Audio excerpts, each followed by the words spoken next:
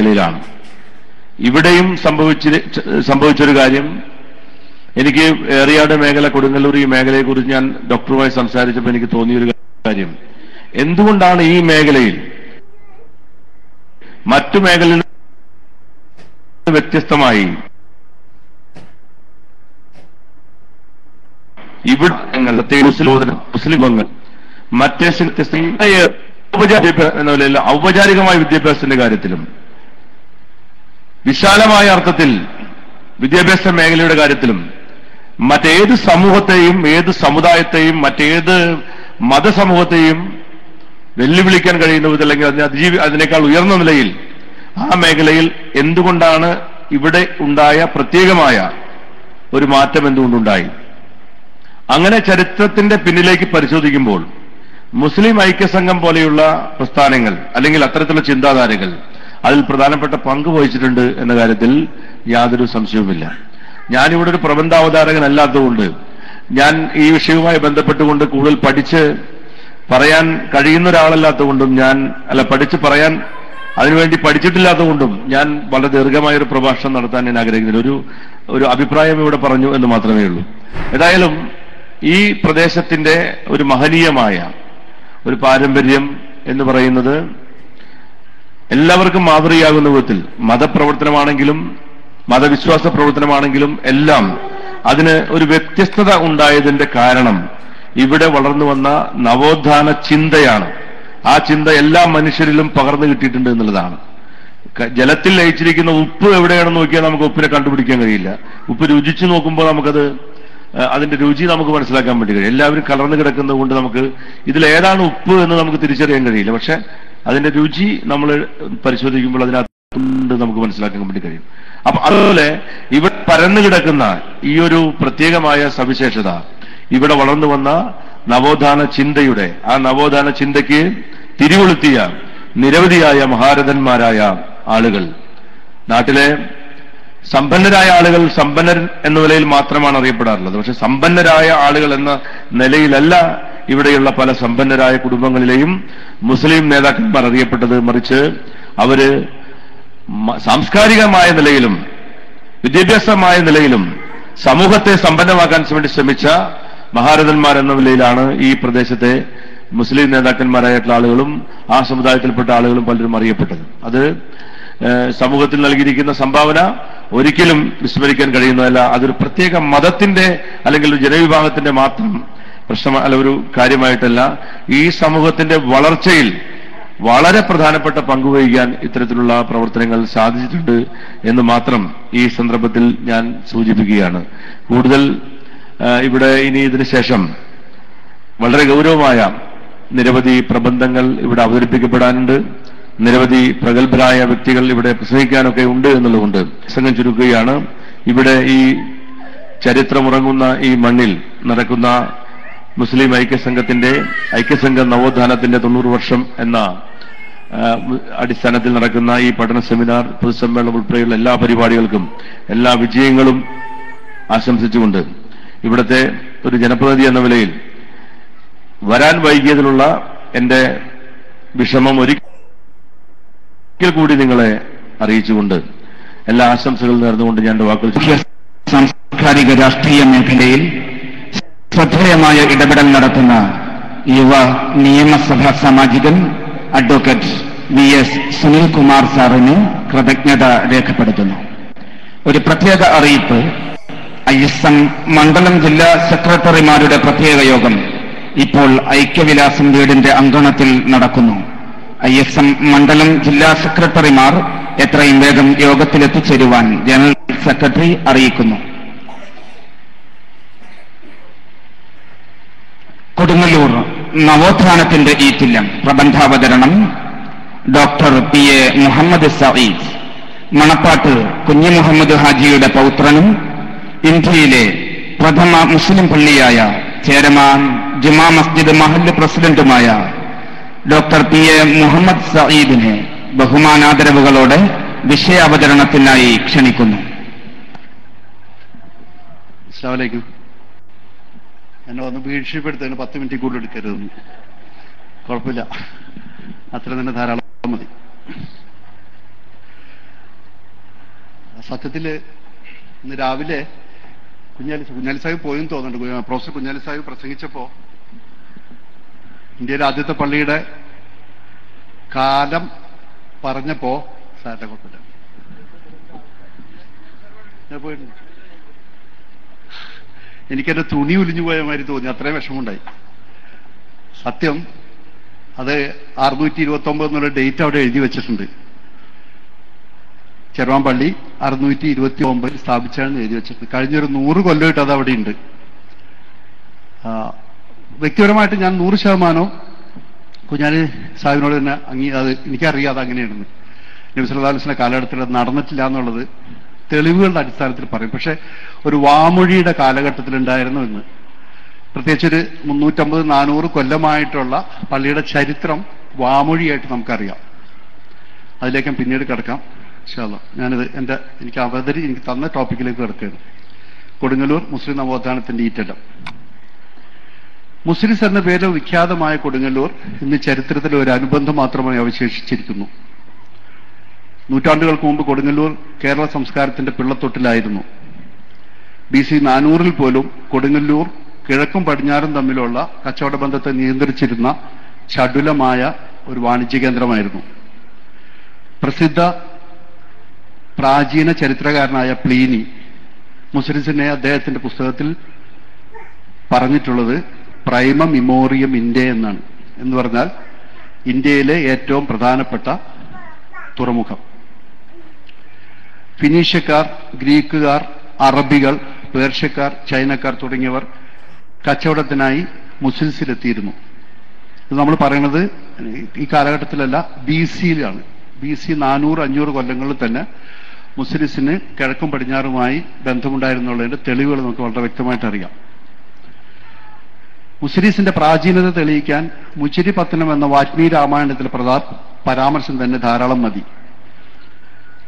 Augustus Caesar കൊടുങ്ങല്ലൂരിൽ ഒരു ക്ഷേത്രം നിർമ്മിക്കുകയും തന്റെ 2 കമ്പനി പടയാളികളെ കൊണ്ട് 200 പേരുള്ള കോഹോട്ട് എന്ന് പറഞ്ഞ ഒരു പടഗ്രൂപ്പ്, അതിനാണ് കോഹോട്ട് എന്ന് പറഞ്ഞു കഴിഞ്ഞാൽ 200 പട്ടാളക്കാരുടെ ഒരു ബറ്റാലിയനാണ് കോഹോട്ട് എന്ന് പറഞ്ഞത്. അങ്ങനെ 2 കോഹോട്ടുകൾ 400ഓളം പട്ടാളക്കാരെ വെച്ചുകൊണ്ട് അദ്ദേഹത്തിന്റെ കച്ചവട താല്പര്യങ്ങൾ സംരക്ഷിക്കാനായി അവിടെ കാവലായിട്ടുണ്ടായിരുന്നു. AD 62 സെന്റ് തോമസ് കൊടുങ്ങല്ലൂർ എത്തിച്ചേർന്നതും നമുക്കറിയാവുന്ന ചരിത്രമാണ്. സീസർ ടൈറ്റസിന്റെ നേതൃത്വത്തിൽ ജെറൂസലേമിൽ നടന്ന ജൂതന്മാരുടെ വംശീയ ഉന്മൂലനത്തിൽ നിന്നും അവർ ഓടി രക്ഷപ്പെട്ടു പോകുന്നത് AD 69 അത് കൊടുങ്ങല്ലൂരിലാണ് അവർ വന്നത്. അനീതിക്കെതിരെ പ്രതിഷേധത്തിന്റെ പ്രതീകമായ ചിലപ്പതികാരത്തിലെ കണ്ണകിയുടെ വലിച്ചെറിഞ്ഞ വള വന്നു വീണത് കൊടുങ്ങല്ലൂരിലാണെന്നുള്ളത് ഒരു ഐതിഹ്യ വിസ്മയമായി ഇന്നും ബാക്കി നിൽക്കുന്നു. കൊടുങ്ങല്ലൂരിന്റെ പുരാതന നമുക്ക് ചരിത്രത്തിൽ പ്രീ ഹിസ്റ്ററിയാണ് നമ്മൾ ഈ പറഞ്ഞത്. ഈ പുരാതന നഗരിയിലെ സസ്യമൃഗാദികളെയും രത്നങ്ങളെയും സുഗന്ധവ്യഞ്ജനങ്ങളെയും ആകർഷമായി ലോകത്തിന്റെ വിവിധ ഭാഗങ്ങളിൽ നിന്നും കച്ചവടക്കാരിവിടെ എത്തിയിരുന്നു. BC 800 മുമ്പ് പോലും ചൈനയിലെയും അറേബ്യയിലെയും നാവികർ മൺസൂൺ കാറ്റുകളെ ആകർഷിച്ചുള്ള കച്ചവട യാത്രകളെക്കുറിച്ചും പ്രകൃതിയെക്കുറിച്ചും അറിവുള്ളവരായിരുന്നതിനാൽ അവരിവിടെ സ്ഥിരമായി വന്നുപോയിക്കൊണ്ടിരുന്നതിനാൽ ചരിത്രരേഖകൾ ഉണ്ട്. BC 700 ആദ്യ ശതകങ്ങളിൽ ഇന്ത്യയിലെ കച്ചവടക്കാർ മൺസൂൺ വാതകളെ ഉപയോഗിച്ചുകൊണ്ട് ബാബിലോണിയയിലേക്കും മറ്റും പോയതായി നമുക്കറിയാം. കേരളത്തിൽ നിന്നുള്ള തേക്കുമരം മെസപ്പൊട്ടോമിയയിലെ മൂണത്തൂർ ക്ഷേത്രത്തിലും BC 5-ാം നൂറ്റാണ്ടിലെ പ്രമുഖ ചക്രവർത്തിയായിരുന്ന നെബുക്കദ്നസറിന്റെ കൊട്ടാരത്തിലും നിർമ്മാണ ആവശ്യങ്ങൾക്കായി ഉപയോഗിച്ചതായി തെളിഞ്ഞിട്ടുണ്ട്. ജൂതന്മാരുടെ വിശുദ്ധ ഗ്രന്ഥങ്ങളിൽ കേരളത്തിലെ സുഗന്ധദ്രവ്യങ്ങളെക്കുറിച്ച് വിശദമായി പരാമർശിച്ചിരിക്കുന്നു. ശബ്ദോൽപത്തി എപ്പിസ്റ്റമോളജി എന്ന് പറയുന്ന ശബ്ദോൽപത്തി ശാസ്ത്രജ്ഞന്മാർ തമിഴ് ഭാഷയിലെ ഒരുപാട് വാക്കുകൾ ഇംഗ്ലീഷിലേക്കും യൂറോപ്യൻ ഭാഷകളിലേക്കും പോയതിന്റെ പിന്തുടർച്ച നമുക്ക് പറഞ്ഞു തരുന്നുണ്ട്. കർപ്പൂരം, കാർപ്പിയോണും ഇഞ്ചി, ജിഞ്ചറും ഒക്കെ മാറുന്നത് അങ്ങനെയാണ്. അരിശി എന്ന തമിഴ് വാക്കാണ് ഗ്രീക്കിൽ അത് ഒറീസിയായി മാറുന്നതും അതാണ് പിന്നീട് റൈസായി മാറി നമ്മൾ കഴിച്ചുകൊണ്ടിരിക്കുന്ന അരിയായി മാറുന്നതും. ഇത് ഭാഷയിൽ ഉണ്ടാകുന്ന ആ സംസർഗങ്ങൾ, ഭാഷയിൽ വാണിജ്യ അവസരങ്ങളോടുകൂടി ഭാഷയിൽ ഉണ്ടാകുന്ന വ്യത്യാസങ്ങളാണ് അത് കാണിക്കുന്നത്. ഏഡനിലെ സെക്രോട്ട ദ്വീപിലും അറേബ്യയിലും കേരളത്തിലെ കോളനികൾ ഉള്ളതായിട്ട് വില്യം ലോഗൻ രേഖപ്പെടുത്തിയിട്ടുണ്ട്. കേരളത്തിലെ നായന്മാരും അറേബ്യയിലെ ചില ഗോത്രവർഗക്കാരും തമ്മിലുള്ള ആഴത്തിലുള്ള ബന്ധം, പ്രത്യേകിച്ച് മരുമക്കത്തായത്തും പോലുള്ള ബന്ധങ്ങളെ പറ്റി അതിൽ സൂചിപ്പിക്കുന്നുണ്ട്. BC 900 കേരളത്തിൽ നിന്നുള്ള സുഗന്ധദ്രവ്യങ്ങൾ ഷീബ രാജ്ഞി സോളമൻ രാജാവിന് കൊടുത്തയച്ചതെന്ന് ജൂത അവരുടെ പുസ്തകങ്ങളിൽ പറയുന്നുണ്ട്. പക്ഷെ ഇതൊക്കെ ആണെങ്കിലും കേരളത്തിന്റെ ചരിത്രം അതൊരു കെട്ടുകഥകളുടെ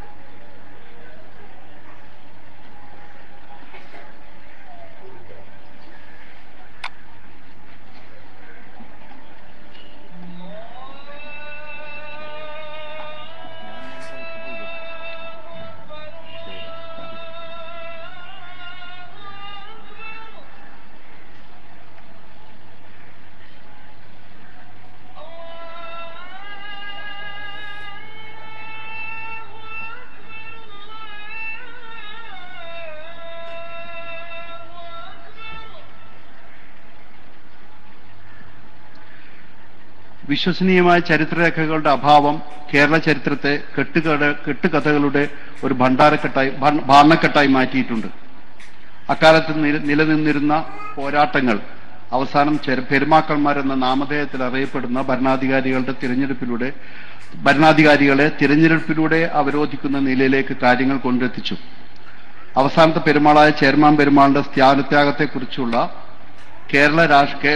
ശേഷമുള്ള കേരള രാഷ്ട്രീയം ചരിത്രത്തിന് കുറച്ചും കൂടെ വ്യക്തത നൽകുന്നുണ്ട്. 1498 കോഴിക്കോടിനടുത്തുള്ള കാപ്പാട് വാസ്കോഡിഗാമ കപ്പലിറങ്ങിയതോടുകൂടിയാണ് യൂറോപ്യൻ കാലഘട്ടം ആരംഭിക്കുന്നത്. 1768 ഹൈദരാലിയുടെ മലബാർ ആക്രമണം കേരളത്തിന്റെ സാമൂഹ്യ രാഷ്ട്രീയ ദിശ നിശ്ചയിക്കുന്നതിൽ വളരെയധികം സ്വാധീനം ചെലുത്തുകയുണ്ടായി.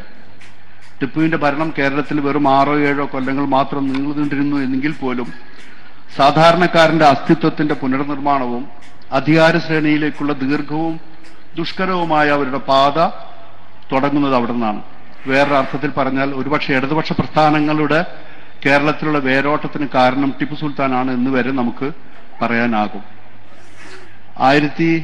1792 മൈസൂറിന്റെ പതനം ഇന്ത്യയെ കോളനി ഭരണത്തിന്റെ ഹസ്തങ്ങളിലെത്തിക്കുകയും കേരളത്തെ സാമൂഹികവും സാമ്പത്തികവുമായ ഇരുണ്ട യുഗത്തിലേക്ക് വീണ്ടും കൊണ്ടുപോവുകയും ചെയ്യുന്ന ഒരു സംഭവമാണ് ഉണ്ടായത്. അതിനെ തുടർന്ന് ഒരു നൂറ്റാണ്ടിന് ശേഷം സ്വാമി വിവേകാനന്ദനെ കൊണ്ട് കേരളം ഭ്രാന്താലയമാണ് എന്ന പ്രസിദ്ധ നിരീക്ഷണത്തിലേക്ക് അത് എത്തിക്കുകയും ചെയ്ത ദുരന്ത മുഹൂർത്തത്തിനും നാം സാക്ഷിയായി. ബ്രിട്ടീഷുകാരുടെ മൗനാനുവാദത്തോടുകൂടി നടന്ന സവർണരുടെ പൈശാചിക കൃതികളിൽ 1798 ടിപ്പുവിന്റെ പതനത്തിനും 1921 മലബാർ കലാപത്തിനും ഇടയിലുള്ള 125 കൊല്ലത്തിനിടയിൽ ബ്രിട്ടീഷ് വിരുദ്ധ കാർഷിക കലാപം പ്രധാനപ്പെട്ട 30 നടന്നു. നമ്മളൊരു കാര്യം അറിയേണ്ടത്, മലബാറിലുള്ള ഒരുപാട് ജാറങ്ങൾ, ശുഹദാക്കളുടെ ജാറങ്ങൾ എന്ന് പറയുന്നത് ഈ കാലഘട്ടത്തിൽ ബ്രിട്ടീഷുകാർക്കെതിരെ പടപൊരുതി മരിച്ച ആൾക്കാർ ജാറങ്ങളാണ്. ഇത് നാം ഇന്ന് നമ്മുടെ മതത്തിന്റെ ഭാഗമാക്കി മാറ്റുകയും സ്വാതന്ത്ര്യ സമരത്തിൽ നിന്ന് അത് വിട്ടുനിൽക്കുകയും ചെയ്യുന്ന ഒരു കഷ്ടകരമായ കാര്യം നാം കാണുന്നുണ്ട്. 1500-കളിൽ പോർച്ചുഗീസുകാർ വന്ന അന്ന് മുതൽ ബ്രിട്ടീഷ് ഭരണത്തിനെതിരെയുള്ള നിരന്തരമായ പ്രതികരണങ്ങൾ, സായുധമായും അല്ലാതെയുള്ള പ്രതികരണങ്ങൾ നമ്മൾ നടത്തിയതൊന്നും സ്വാതന്ത്ര്യ സമരത്തിന്റെ ഭാഗമായിട്ട് നാം ഇന്നുവരെ രേഖപ്പെടുത്തിയിട്ടില്ല. ചരിത്രകാരന്മാർ ആ വശത്തേക്ക് കൂടി നോക്കേണ്ടതുണ്ട്. കൊടുങ്ങല്ലൂരിന് കേരള മുസ്ലിം ചരിത്രത്തിൽ അഭൂതപൂർവമായ സ്ഥാനമാണ് ഉള്ളത്. ഇന്ത്യ ഭൂഖണ്ഡത്തിലേക്കുള്ള ഇസ്ലാമിന്റെ ആഗമനം കൊടുങ്ങല്ലൂരിലെ ആയത് ഭൂമിശാസ്ത്രപരമായ കാരണങ്ങളാലാണ്. സാംസ്കാരിക വിദ്യാഭ്യാസ രംഗങ്ങളിൽ 19ാം നൂറ്റാണ്ടിന്റെ അന്ത്യത്തിലും 20ാം നൂറ്റാണ്ടിന്റെ തുടക്കത്തിലും കൊടുങ്ങല്ലൂരിലെ മുസ്ലിം നേതൃത്വങ്ങളായിരുന്നു ഏറെ മുന്നിൽ. അവരുടെ ഉൾക്കാഴ്ചയും ദീർഘവീക്ഷണവും സത്യസന്ധതയും അതുല്യവും മാതൃകായോഗ്യവുമായിരുന്നു. 1921 മലബാർ സമരത്തെ തുടർന്ന് ഉൽപ്പതിഷ്ണുക്കളായ മതപണ്ഡിതർ ബ്രിട്ടീഷുകാരുടെ പീഡനം മൂലം മലബാറിൽ നിന്നും പലായനം ചെയ്തപ്പോൾ അവർക്ക് അഭയം നൽകിയത് കൊടുങ്ങല്ലൂരായിരുന്നു. 20ാം നൂറ്റാണ്ടിന്റെ ആദ്യ കാലഘട്ടത്തിൽ കേരള മുസ്ലിം ഐക്യസംഘം എന്ന നവോത്ഥാന പ്രസ്ഥാനത്തിന് ജന്മം നൽകുവാൻ കൊടുങ്ങല്ലൂരിലെ മുസ്ലിം നേതൃത്വത്തിന് കഴിഞ്ഞു. അവർ പള്ളിക്കൂടങ്ങൾ സ്ഥാപിക്കുകയും ഒരു കണക്കിൽ 1495, 99 95 ഞാൻ രണ്ട് സ്ഥലത്ത് രണ്ട് വിധത്തിൽ വായിച്ചിട്ടുണ്ട്. 1499 സ്കൂളുകൾ, മാപ്പിള 9 സ്കൂളുകളാണ്. അപ്പൊ അത്രയും വളരെ പ്രകടമായ ഒരു വ്യത്യാസം സമൂഹത്തിൽ അവരുണ്ടാക്കിയിട്ടുണ്ട്. അവർ പള്ളിക്കൂടങ്ങൾ സ്ഥാപിക്കുകയും പാഠപുസ്തകങ്ങൾ, ഉപകരണങ്ങൾ, ഉച്ചഭക്ഷണം എന്നിവ ജാതി മതഭേദമന്യേ എല്ലാ പാവപ്പെട്ടവർക്കും നൽകുകയും ചെയ്തിരുന്നു. അതിന്റെ ഫലമായി ഭാരതം സ്വതന്ത്രമാകുമ്പോൾ തന്നെ കൊടുങ്ങല്ലൂരിലെ മുസ്ലിം ജനവിഭാഗത്തിന്റെ സാക്ഷരത ഇന്ത്യയുടെ, അത് ഭാരതത്തിന്റെ പൊതു സാക്ഷരതയോടൊപ്പമായിരുന്നു. ഇത് ഈ കണക്കുകൾ സ്റ്റാറ്റിസ്റ്റിക്സിൽ നമുക്ക് കിട്ടിയിട്ടുള്ളതാണ്. അതായത് വേറൊരർത്ഥത്തിൽ പറഞ്ഞാൽ കൊടുങ്ങല്ലൂരിലെ മുസ്ലിങ്ങളുടെ സാക്ഷരത ഇന്ത്യയിലെ മുസ്ലിങ്ങളുടെ സാക്ഷരതയല്ല, ഇന്ത്യയിലെ പൊതുസമൂഹത്തിന്റെ സാക്ഷരതയ്ക്കൊപ്പമായിരുന്നു. സ്ത്രീ വിദ്യാഭ്യാസത്തിന്റെ കണക്കുകൾ കുറച്ചും കൂടി അതിൽ നമ്മൾ നോക്കേണ്ടതുണ്ട്. അതിൽ പഠനങ്ങളൊന്നും നടക്കാത്തതിന്റെ പേര് നമുക്ക് അതിനെപ്പറ്റി പറയുന്നില്ല. പക്ഷേ ഒരു കാര്യം നമ്മൾ അറിയേണ്ടത്, കൊടുങ്ങല്ലൂരിലെ കേരളത്തിലെ മറ്റ് മുസ്ലിം ഭൂരിപക്ഷ പ്രദേശങ്ങളിൽ നിന്ന് വളരെ പ്രകടമായൊരു വ്യത്യാസം കൊടുങ്ങല്ലൂരിനുണ്ട്. നമുക്കറിയാവുന്നതാണ്, കണ്ണൂർ, തലശ്ശേരി മാതിരിയുള്ള സ്ഥലങ്ങളിൽ സമ്പന്നർ അവരുടെ മക്കളെ മദ്രാസിലും ഒക്കെ പഠിപ്പിച്ചിട്ട് മദ്രാസ് ഹൈക്കോടതിയിലും മറ്റും വക്കീലന്മാരും ജഡ്ജിമാരുമായിരുന്ന മുസ്ലിങ്ങൾ കേരളത്തിലുണ്ടായിട്ടുണ്ട്. പക്ഷേ ആ വിദ്യാഭ്യാസം മുഴുവൻ ചില കുടുംബങ്ങളുടെ, സമ്പന്നരായ ചില കുടുംബങ്ങളിൽ മാത്രം അത് ഒതുങ്ങി നിന്നിരുന്നു എന്ന് നമുക്കറിയാവുന്ന സമയത്ത് കൊടുങ്ങല്ലൂരിൽ അത് നേരെ മറിച്ചായിരുന്നു. അത് അടിസ്ഥാന സമൂഹത്തിലേക്ക് അതിന്റെ വിദ്യാഭ്യാസം ഇറങ്ങിച്ചെന്നു എന്നുള്ളതാണ് അതിലേറ്റവും പ്രധാനപ്പെട്ടത്. എറിയാട് വില്ലേജിൽ മാത്രം 300ഓളം ലേഡി ഡോക്ടർമാരുണ്ടെന്നുള്ളൊരു കണക്ക് 7 or 8 കൊല്ലങ്ങൾക്ക് മുമ്പ് ഞാൻ വായിച്ചത് ഓർക്കുന്നു. എറിയാട് വില്ലേജിൽ മാത്രം 300ഓളം ലേഡി ഡോക്ടർമാർ. അപ്പൊ ഇത് ഒരു സമൂഹത്തിന്റെ എംപവർമെന്റിന്റെ, ശാക്തീകരണത്തിന്റെ ഏറ്റവും പ്രധാനപ്പെട്ട ഒന്നാണ്.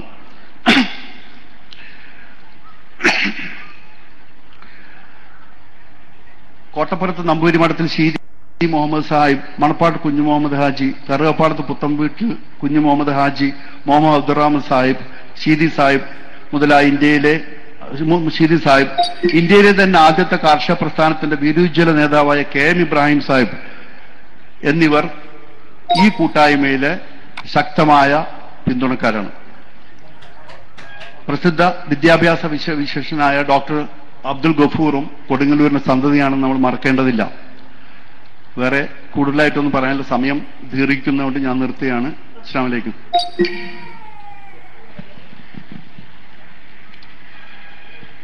നഷ്ടചരിത്രത്തിന്റെ വീണ്ടെടുപ്പ് എന്ന നിലയിൽ ഐക്യദാർഢ്യം പ്രകടിപ്പിച്ച് ഐക്യസംഘത്തിന്റെ 90ാം വാർഷിക സമ്മേളനത്തിന് ഈ സമ്മേളന നഗരിയിൽ ഐക്യവിലാസം തറവാടും സന്തോഷപൂർവ്വം അനുവദിച്ചു നൽകിയ PA മുഹമ്മദ് സയ്യിദ് സാഹിബിനുള്ള അഗൈതവമായ കടപ്പാടും നന്ദിയും പ്രത്യേകം ഈ സന്ദർഭത്തിൽ രേഖപ്പെടുത്തുകയാണ്.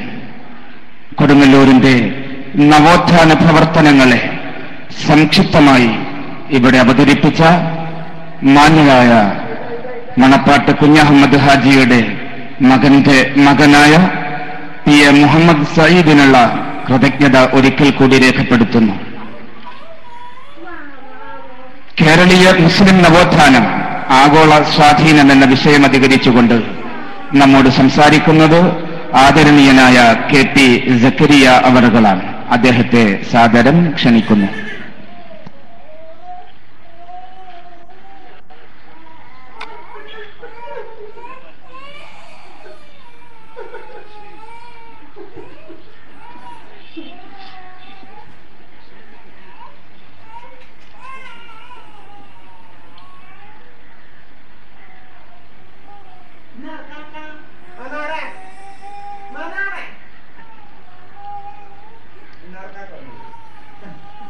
السلام عليكم ورحمة الله وبركاته. الحمد لله رب العالمين. أشهد أن لا إله إلا الله وحده لا شريك له وأشهد أن محمدا عبده ورسوله.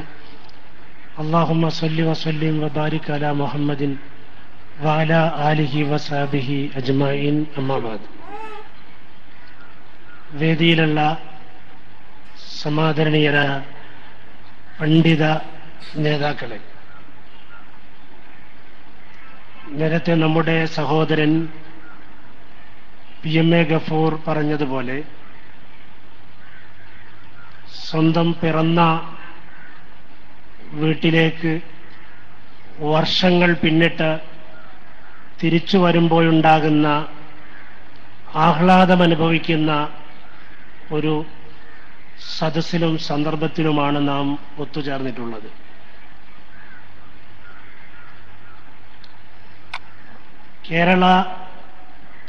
കേരളത്തിലുണ്ടായിട്ടുള്ള മുസ്ലിം നവോത്ഥാനം, അതിന്റെ ആഗോള സ്വാധീനം എന്ന വിഷയകമായുള്ള കാര്യങ്ങളിൽ വിശദമായ ഒരു ചർച്ച അർഹിക്കുന്ന ഒരു വിഷയമാണിത്. ഇത് സംബന്ധിയായിട്ടുള്ള ലിഖിത രൂപത്തിലുള്ള കാര്യത്തിന് വേണ്ട കുറിപ്പുകളാണ് ഇപ്പോൾ എൻ്റെ കൈവശമുള്ളത്. ആ കുറിപ്പുകളിൽ നിന്ന് ഏതാനും ചില കാര്യങ്ങൾ സമയബന്ധിതമായി നിങ്ങളുടെ മുമ്പാകെ അവതരിപ്പിക്കാനാണ് ഉദ്ദേശിക്കുന്നത്. പ്രത്യേകിച്ചും നമ്മുടെ ഇക്കാലത്ത് ഉൽപ്പതിഷ്ണു പ്രസ്ഥാനങ്ങൾ എന്ന് പറയുന്നവ, പുരോഗമന പ്രസ്ഥാനങ്ങൾ എന്ന് പറയുന്നവ, പരിഷ്കരണ പ്രസ്ഥാനങ്ങൾ എന്ന് പറയുന്നവ തിരിച്ചു നടക്കുകയും അവ കൂടുതൽ യാഥാസ്ഥിതികമായി തീരുകയും അന്ധവിശ്വാസങ്ങളിലേക്ക് കൂപ്പുകുത്തിക്കൊണ്ടിരിക്കുകയും ചെയ്യുന്ന സമകാല സാഹചര്യത്തിൽ ഈ വിഷയത്തിൽ നിന്നുകൊണ്ടുള്ള ഒരു അപഗ്രഥനം, ചിന്താപരമായ പഠനപരമായിട്ടുള്ള അന്വേഷണം അർഹിക്കുന്ന ഒരു വിഷയമാണ്. കേരളീയ മുസ്ലിം നവോത്ഥാനത്തിന്റെ ചിത്രത്തെപ്പറ്റി പറയുമ്പോൾ അതിനൊരാമുഖമായിട്ട് അതിൽ ലോകത്തിന്റെ സ്വാധീനത്തെപ്പറ്റി പറയുമ്പോൾ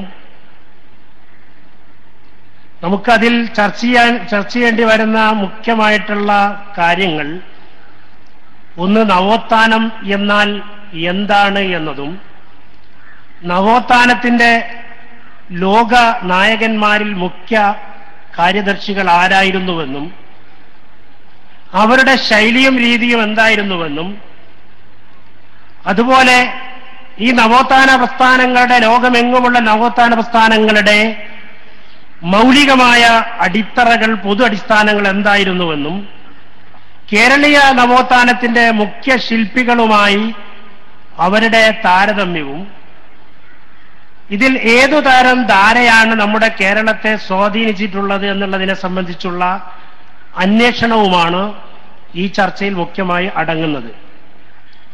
ആഞ്ചൽ ഫയർ എന്ന് പറയുന്ന ഒരു സൈറ്റിൽ ഇത് സംബന്ധിയായി രേഖപ്പെടുത്തിയിട്ടുള്ള ഒരു വാചകം, ആ വാചകത്തെ സ്ഥാപിക്കുന്ന രീതിയിലുള്ള കാര്യങ്ങളാണ് പിന്നീട് ഞാൻ എൻ്റെ ഈ അവതരണത്തിൽ പറയാൻ ഉദ്ദേശിക്കുന്നത്. ഇതിൽ അഞ്ചൽ ഫെയറിൽ പറഞ്ഞിട്ടുള്ളത്, Islahi movement in Kerala is neither a true copy of resurgence of Egypt nor of Najd. Islahi movement എന്ന് പറയുന്നത്, ഇസ്ലാഹി പ്രസ്ഥാനം എന്ന് പറയുന്നത്, കേരളത്തിലെ ഇസ്ലാഹി പ്രസ്ഥാനം എന്ന് പറയുന്നത് ഈജിപ്തിന്റെയോ നജിദിന്റെയോ തനിപ്പകർപ്പായ ഒരു പരിഷ്കരണ പ്രസ്ഥാനമല്ല. മറിച്ച് അത് Kerala reformists tried to intermix both the course of thinking of Ibn Abdul Wahhab and Egyptian reformers.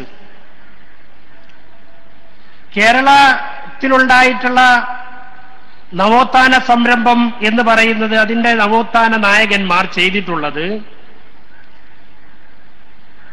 ഇബ്ൻ Abdul വഹാബിന്റെയും ഈജിപ്തിലുണ്ടായിട്ടുള്ള നവോത്ഥാന നായകന്മാരുടെയും ചിന്താധാരകളെ സമ്യക്കായി സമ്മിശ്രമായി യോജിപ്പിക്കുക എന്നുള്ളതാണ് ചെയ്തിട്ടുള്ളത് എന്ന് രേഖപ്പെടുത്തിയിരിക്കുന്നു.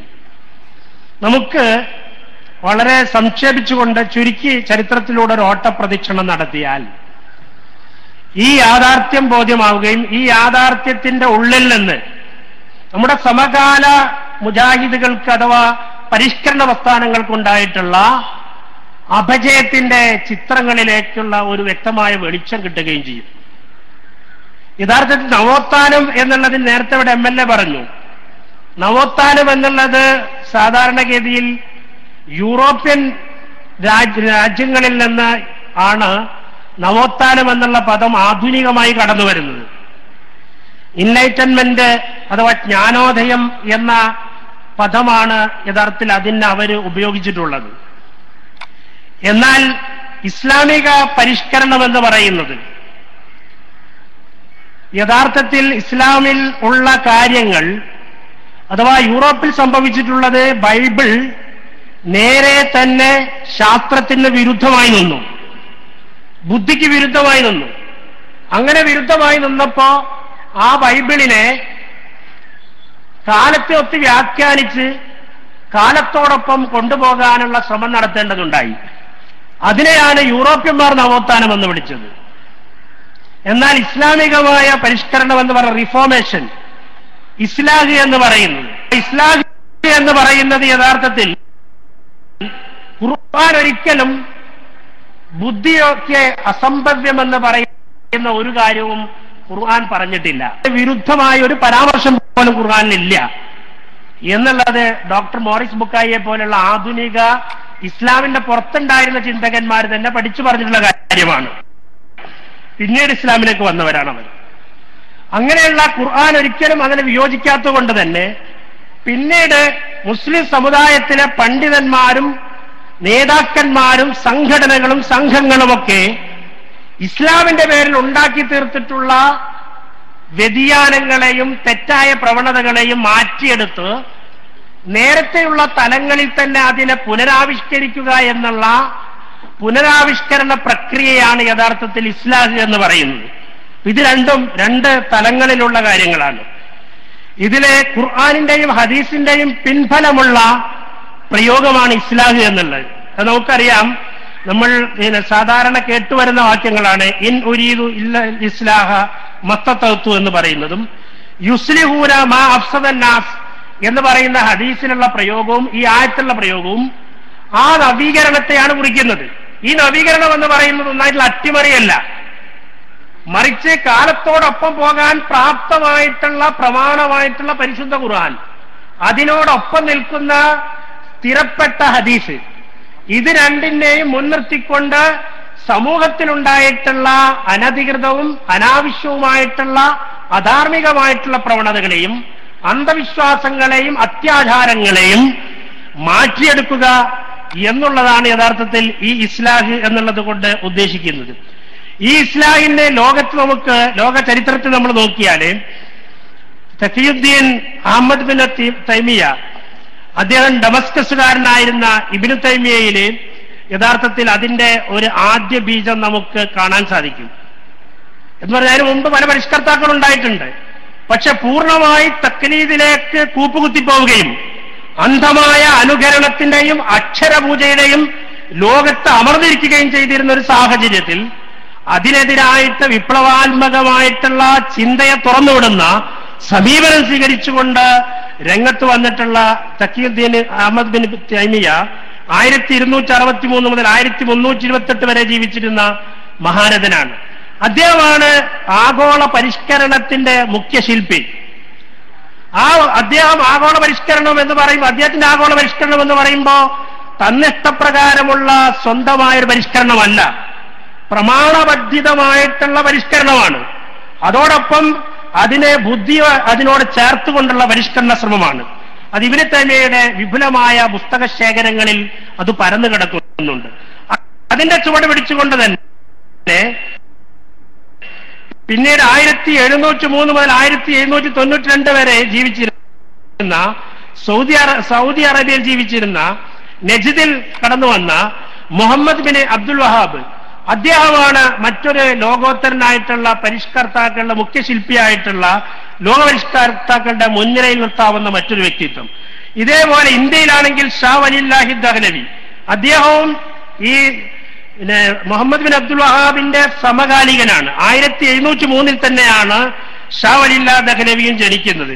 അദ്ദേഹത്തിന്റെ ഹുജ്ജത്തുല്ലാഹിൽ ബാലിഗ എന്ന് പറയുന്ന ഗ്രന്ഥം പ്രമാണത്തെയും അഥവാ നക്കലിനെയും അക്കലിനെയും ഒരുപോലെ സമ്യക്കായി യോജിപ്പിച്ചുകൊണ്ട്, പ്രമാണത്തെയും യുക്തിയെയും എല്ലാം യോജിപ്പിച്ചുകൊണ്ടുള്ള ഒരു പ്രവർത്തനമാണ് ഹുജ്ജത്തുല്ലാഹിൽ ബാലിഗയിൽ അദ്ദേഹം നടത്തിയിട്ടുള്ളത്. ആ ഹുജ്ജത്തുല്ലാഹിൽ ബാലിഗയുടെ കർത്താവായിട്ടുള്ള ഷാ വലില്ലാഹി ദഹ്ലവി, ഇതേപോലെ വെസ്റ്റ് ആഫ്രിക്കയിലെ സമകാലത്ത് തന്നെ കടന്നു വന്നിട്ടുള്ള ഉസ്മാൻ ദാൻഫോദിയോ, ഇത്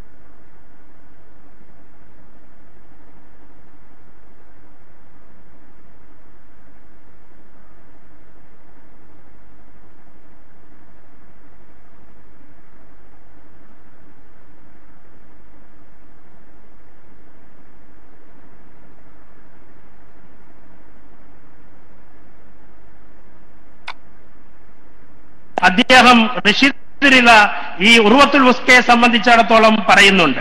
ഇതേപോലെ തന്നെ പിന്നീട് തഫ്സീർ മനാർ എന്നുള്ളത് റഷീദ് റിള ഇതിനെ തുടർന്നാണ് ഈ മാസിക നിന്നപ്പോൾ അതിനെ തുടർന്നാണ് തഫ്സീർ മനാർ പ്രസിദ്ധീകരിച്ചത്. ഈ തഫ്സീർ മനാറും മനാറിസ്റ്റുകൾ എന്ന് ലോകത്ത് വിളിക്കപ്പെട്ട് പിന്നെ അറിയപ്പെട്ട ആളുകൾ ഈ തഫ്സീർ മനാർ ലോകത്തുണ്ടാക്കിയിട്ടുള്ള വിപ്ലവം വലിയ പഠനങ്ങൾ നടന്നിട്ടുള്ള ഒന്നാണ്.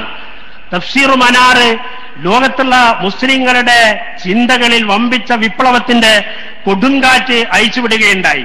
അത് സംബന്ധിയായിട്ട് അദ്ദേഹം എന്നാൽ ഈ തഫ്സീർ മനാറിനെ സംബന്ധിച്ചിടത്തോളം അത് ഹിജ്റ 1315 ശവ്വാൽ 22 ക്രിസ്താബ്ദം 1898 മാർച്ച് 15 ഈ അൽമനാറിന്റെ ആദ്യലക്കം പുറത്തിറങ്ങിയത്. 1935 വരെ അത് നിലനിന്നിരുന്നു. ഈ പ്രസിദ്ധീകരണം യഥാർത്ഥത്തിൽ ലോകത്തൊട്ടുക്കുമുള്ള ആളുകൾക്കിടയിൽ കടന്നു വരികയും അത് ലോകത്തൊട്ടുക്കുമുള്ള ആ പണ്ഡിതന്മാരായ ആളുകളിൽ ഉണർവ് സൃഷ്ടിക്കുകയും ചെയ്തു. എന്നാൽ റഷീദ് റിള യഥാർത്ഥത്തിൽ തന്റെ ഗുരുവിനെ അന്ധമായി പിന്തുടരുന്ന ആളായിരുന്നില്ല. മറിച്ച് അദ്ദേഹം അതിലും നിരൂപണ ബുദ്ധിയോടുകൂടെ കാര്യങ്ങൾ കൈകാര്യം ചെയ്യുന്ന ആളായിരുന്നു. അതുകൊണ്ടാണ് അദ്ദേഹത്തിന്റെ തഫ്സീർ മനാറിൽ പറയുന്നുണ്ട്, ഹാദാ വഇന്നനി ലമ്മ ഇസ്തഖ്ലൽതു ബിൽ അമലി ബഅദ വഫാതിഹി ഖാലഫ്തു മൻഹജഹു റഹിമഹുല്ലാഹു തആല ബിത്തവസ്സുഇ ഫിമാ യതഅല്ലഖു ബിൽ ആയത്തി മിനസ് സുന്ന സ്വഹീഹ സവാഉൻ കാന തഫ്സീറൻ ലഹാ ഔ ഫീ ഹുക്മിഹാ ഇന്നനി ലമ്മ ഇസ്തഖ്ലൽതു ബിൽ അമൽ ബഅദ വഫാതിഹി. അദ്ദേഹത്തിന്റെ മരണത്തിന് ശേഷം, ഗുരുവിന്റെ മരണത്തിന് ശേഷം അദ്ദേഹത്തിന്റെ സരണയിൽ നിന്ന് ഭിന്നമായ ഒരു രീതി ഞാൻ വിശാലത കൈകൊണ്ടു. സുന്നത്ത്, സഹിയായ സുന്നത്തുകൾ ആയത്തുകളുമായി ബന്ധപ്പെട്ടവ ഉദ്ധരിക്കുകയും അതുകൊണ്ട് തഫ്സീർ ചെയ്യുകയും ഹുക്കുമുകൾ വിശകലനം ചെയ്യുകയും ഒക്കെ ചെയ്യുന്ന രീതി ഞാൻ സ്വീകരിച്ചു എന്ന് റഷീദ് റിള പറയുന്നുണ്ട്. അപ്പൊ റഷീദ് റിളയും ഒരിക്കലും ഒരു പരിഷ്കർത്താവും നേരത്തെ ഉണ്ടായിരുന്ന ആളെ അന്ധമായി പിന്തുടരുകയോ അവർ പറഞ്ഞിട്ടുള്ള അക്ഷരങ്ങളെ പൂജിക്കുകയോ ചെയ്യുന്ന രീതിയിലായിരുന്നില്ല. ഇതേപോലെ തന്നെ ഇനി നമുക്ക് ഇന്ന് ചില ആൾക്കാർ അഫ്ഗാനിയെ പറ്റി പറയുമ്പോൾ ജമാലുദ്ദീൻ അഫ്ഗാനി അയാൾ മാസൂണിയാണ് എന്നാണ് പറയാറുള്ളത്. എന്ന് പറഞ്ഞാൽ ഇസ്ലാമിൽ നിന്ന് പുറത്തു പോയിട്ടുള്ള ഇസ്ലാമിക വിരുദ്ധനായ ആളാണെന്നാണ് പറയാറുള്ളത്. എന്നാൽ നമുക്ക് നമ്മളുടെ കേരളത്തിൽ നമ്മൾ പ്രസിദ്ധീകരിച്ചിട്ടുള്ള KP മുഹമ്മദ് മൗലവിയും AP അബ്ദുൽ ഖാദർ മൗലവിയും പ്രസിദ്ധീകരിച്ചിട്ടുള്ള നമ്മുടെ ആദ്യകാല പ്രസിദ്ധീകരണമായ തക്ലീദുൽ പഠനം എന്ന പുസ്തകത്തിൽ ഒരു നക്ഷത്രം കിഴക്കുതിച്ചു എന്ന് പറഞ്ഞിട്ട് ജമാലുദ്ദീൻ അഫ്ഗാനിയെ പറ്റി പരാമർശിക്കുന്നു. എന്നാൽ തക്ലീദിനെതിരുള്ള ചിന്താഗതിക്ക് വ്യാപകമായ പ്രചാരം സിദ്ധിച്ചത് അല്ലാമാ സയ്യിദ് ജമാലുദ്ദീൻ അഫ്ഗാനി മുഖേനയായിരുന്നു. അഥവാ ജമാലുദ്ദീൻ അഫ്ഗാനി ഒരു പരിഷ്കർത്താവായിരുന്നു എന്ന് മാത്രമല്ല, അദ്ദേഹം പരിഷ്കരണത്തിന്റെ നക്ഷത്രമായിരുന്നു എന്നാണ് പറയുന്നത്. എന്നാൽ ഇന്ന് പല ആളുകളും ജമാലുദ്ദീൻ അഫ്ഗാനിയും മുഹമ്മദ് അബ്ദുവും റഷീദ് റിളയുമെല്ലാം ഈ പരിഷ്കരണത്തിന്റെ പടിയടച്ച് പുറത്താക്കാൻ വേണ്ടി ശ്രമിക്കുന്ന വളരെ സങ്കുചിതമായ ഒരു അക്ഷര പൂജയിലേക്ക് പോകുന്ന ഈ കാലഘട്ടത്തിൽ ഈ വിഷയത്തെ സംബന്ധിച്ചുള്ള വിസ്തരിച്ചുള്ള പഠനം നമ്മുടെ മുമ്പാകെ കടന്നു വരേണ്ടതുണ്ട്. അദ്ദേഹത്തെ പറ്റി വീണ്ടും തക്ലീദിൽ പറയുന്നുണ്ട്, ഈജിപ്തിൽ അദ്ദേഹം പ്രചരിപ്പിച്ചുകൊണ്ടിരുന്ന പ്രകാശത്തിൽ നിന്ന് രക്ഷപ്പെടുവാൻ വേണ്ടി അദ്ദേഹത്തെ ഈജിപ്തിൽ നിന്ന് പുറത്താക്കാൻ ബ്രിട്ടൻ അവിടുത്തെ മുസ്ലിം ഭരണാധികാരികൾ ഉപദേശിച്ചു. അവരങ്ങനെ ചെയ്യുകയും ചെയ്തു. അങ്ങനെ ജമാലുദ്ദീൻ അഫ്ഗാനിയെ പുറത്താക്കുകയും അദ്ദേഹത്തിനെതിരായിട്ട് ബ്രിട്ടനും മറ്റുള്ളവരുമൊക്കെ ഒരു മുസ്ലിം നവോത്ഥാന നായകൻ എന്നുള്ള നിലക്ക് അദ്ദേഹത്തിന്റെ ശബ്ദം കേൾക്കുന്നിടത്തൊക്കെ മുസ്ലിങ്ങൾ ഉണരുന്നുണ്ട് എന്ന് മനസ്സിലാക്കിയിട്ട് അദ്ദേഹത്തിനെതിരായി പ്രവർത്തിക്കുകയുണ്ടായി.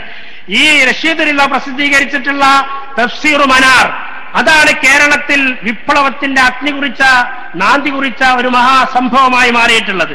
അതിനെ സംബന്ധിച്ച് 1929 ജൂലൈയിൽ പ്രസിദ്ധീകരിച്ചിട്ടുള്ള ഹിജ്റ 1348 സഫറിൽ പ്രസിദ്ധീകരിച്ചിട്ടുള്ള അൽമനാർ 30-ാം വാള്യം 2-ാം ലക്കത്തിൽ റഷീദ് റിളക്ക് അബ്ദുൽ ഖാദർ മൗലവി സാഹിബ് അയച്ചിട്ടുള്ള കത്തിൽ നിന്ന് ആ കാര്യം വ്യക്തമാണ്.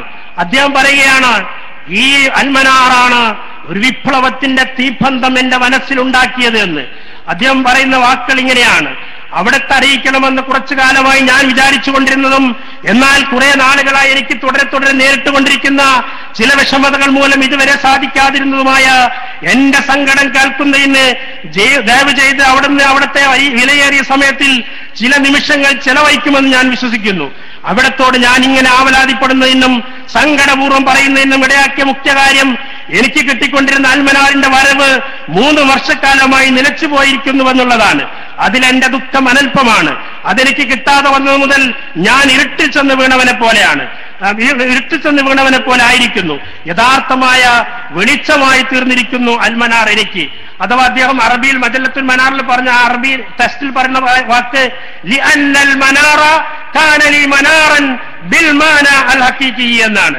ഈ മനാർ എന്റെ ജീവിതത്തിന്റെ യഥാർത്ഥത്തിലുള്ള മനാറായിരുന്നു, ദീപമാണ് എന്നാണ് വക്കം അബ്ദുൽ ഖാദർ മൗലവി അറബിയിൽ എഴുതിയിട്ടുള്ള ലെറ്ററിൽ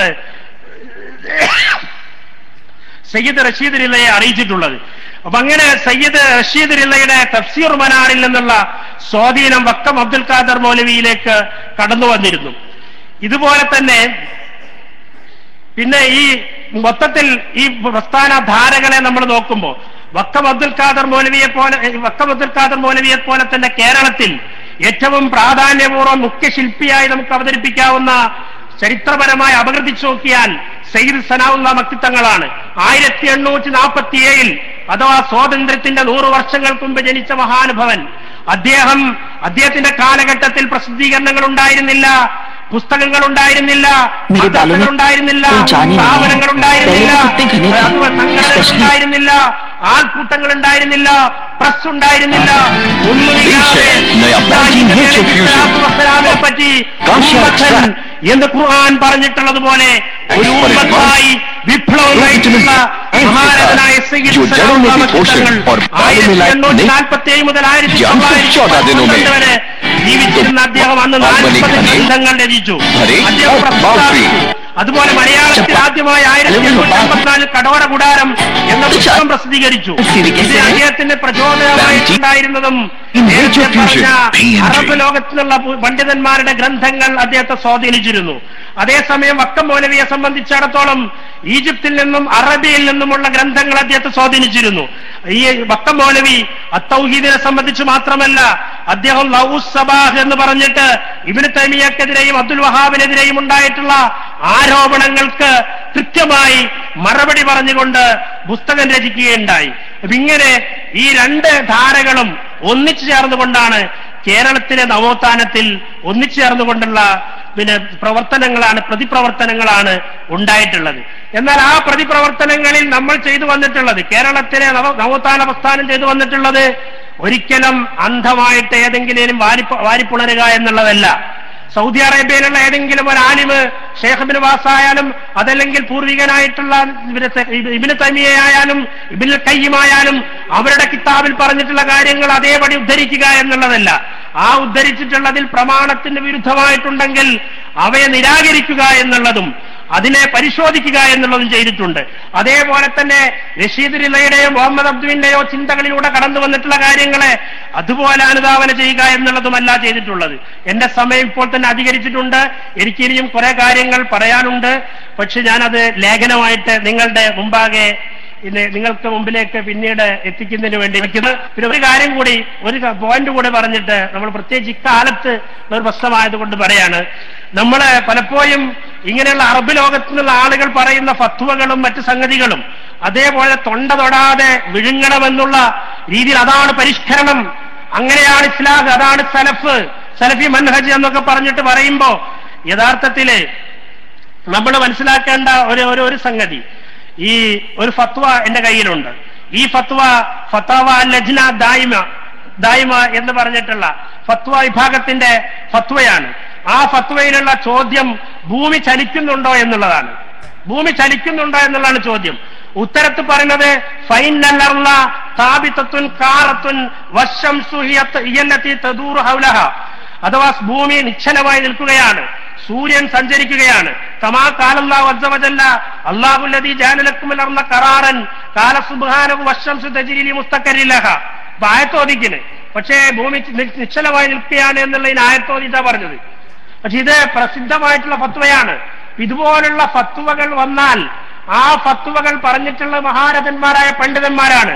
അവരൊരിക്കലും നമ്മൾ വില കുറച്ച് കാണേണ്ടതില്ല, അവരുടെ സേവനങ്ങളെ ഒരിക്കലും നിസ്സാരപ്പെടുത്തേണ്ടതുമില്ല. പക്ഷെ അവർ പറഞ്ഞിട്ടുള്ള കാര്യങ്ങൾ യുക്തിസഹമല്ല എന്നുണ്ടെങ്കിൽ, പ്രമാണബദ്ധമല്ല എന്നുണ്ടെങ്കിൽ അവയെ നിർദ്ധാരണം ചെയ്തു മാറ്റുക എന്നുള്ളതാണ് കേരളത്തിലെ ഇസ്ലാഹി നവോത്ഥാന സംരംഭം എന്നും ചെയ്തു വന്നിട്ടുള്ളത്. ആ രീതിയിലാണ് ഇസ്ലാഹി നവോത്ഥാന സമരം മുന്നോട്ട് പോയിട്ടുള്ളത്. അതിന്റെ ഫലമായിട്ടാണ് നമ്മൾ ഇന്ന് കാണുന്ന ഈ പ്രബുദ്ധത എല്ലാ മേഖലയിലും ഉണ്ടായിട്ടുള്ളത്. അതിൽ നിന്ന് നേരെ തിരിച്ചുപോക്കാണ് ഇതിൽ നിന്നുള്ള വ്യത്യസ്തമായ വെറും സൗദി